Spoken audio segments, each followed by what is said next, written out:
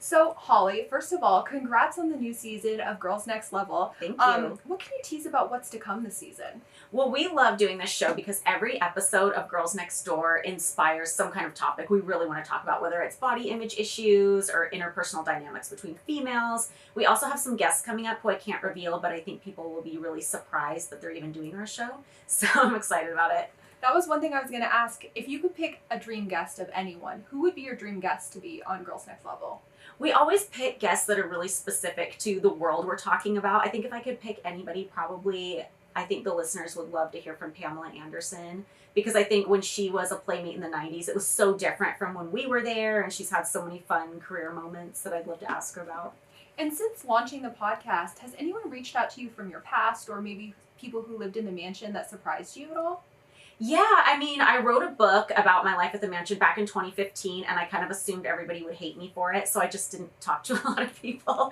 But a lot of people have reached out over social media and wanted to come on the podcast, and, you know, playmates who did so the first season and things like that. And it's really been a great, fun excuse to, like, get back in touch with all these people from back in the day.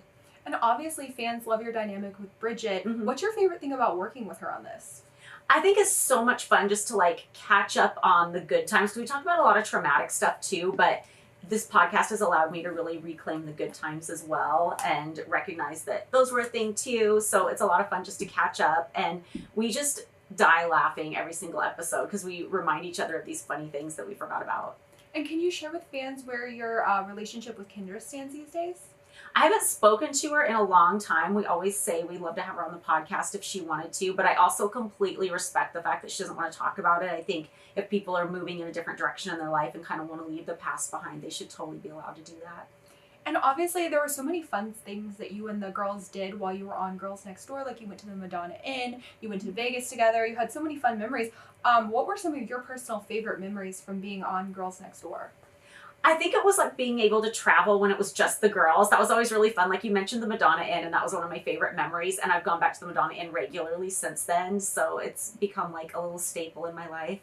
I have to tell you, I watched your video on the Madonna Inn. I had to book it, and I booked it. You'll love it. It's so fun. And you have to eat at the steakhouse. They have this creepy doll swinging over the entryway. It's just, there's so much to look at everywhere you turn. Now, creepy doll, I know that you're into kind of the paranormal. Did you have any like paranormal experiences while you were there? Oh yeah, Bridget and I both did. Oh, you mean at the Madonna Inn or at the mansion? Either Not one. The Madonna Inn yet. I probably haven't spent enough time there, but the mansion was definitely haunted. Like we saw stuff, heard stuff, all the things. And then I was also going to ask, was there anything you forgot entirely about living at the mansion that maybe you remembered when you were rewatching the series? I can't think off the top of my head, but every episode there's kind of something, some little thing. My memory's pretty good, so I remember a lot of it, but every once in a while something will pop up. There's a whole new generation, I feel like, who are just learning about Girls Next Door for the first time, like be it through TikTok or social media. How does it feel seeing so many young fans getting introduced to you and this world for the first time?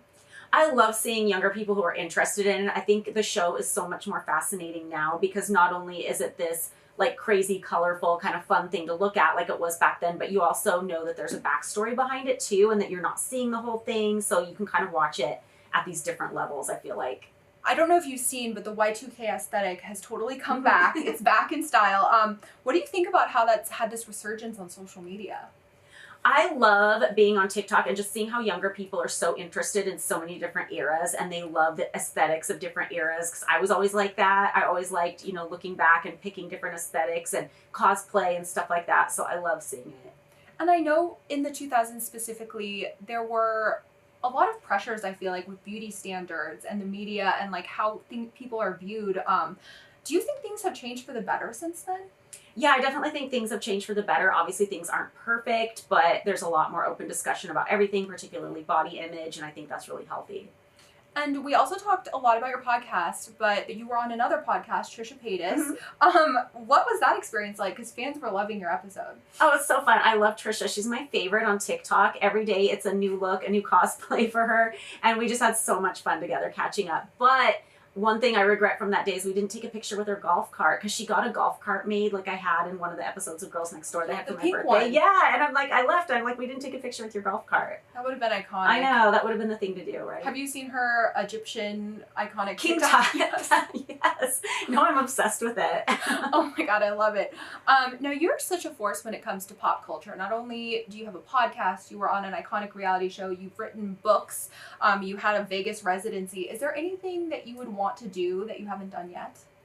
I don't know. I'm just so into the podcast. I'm into the true crime shows on ID. I'm just really loving those right now. So I don't know. I'm sure there is something. But Speaking of true crime, so I know that you're fascinated with true crime. What was it like being a part of the Playboy murders? And can you tease anything about season 2? Oh, the Playboy murders was so fascinating. When the production company came to me, they had all these cases lined out, some of them that I hadn't even heard of. And when I looked at the deck they put together for me, I was like, I would watch this show. So I was really passionate about getting into it. I love real life stories, especially stories that are kind of like on the darker side of life. I think there's always things you can take away from those stories and learn from those stories. And season 2, we have a whole variety of cases. There's 7 different cases. They're all completely different. One of the people I knew, so that was kind of an emotional one to do, but I'm really excited about the new season.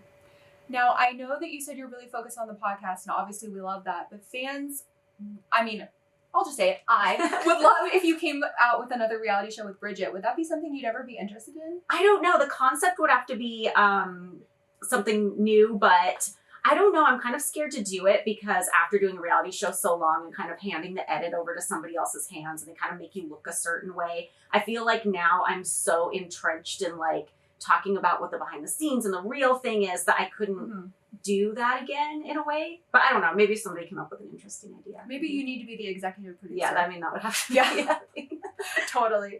Now, obviously your kids are so adorable. Thanks. Fans love seeing the updates that you share with them. What's your favorite thing about being a mom?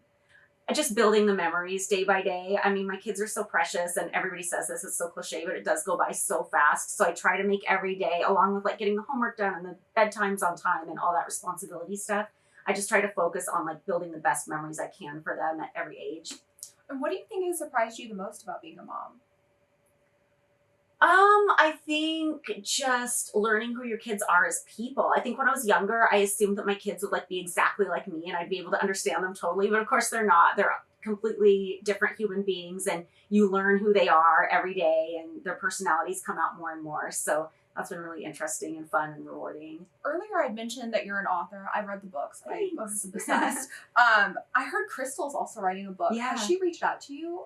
Or do you have any advice that you'd give her if she did? We have talked about coming on the podcast, but Bridget and I love to keep everything very chronological and we're not to season 6 yet. So maybe someday, but I'm really excited to read her book. I think there's probably a lot of stuff I'll be able to relate to. And I've also been really curious about the time at the mansion after I left.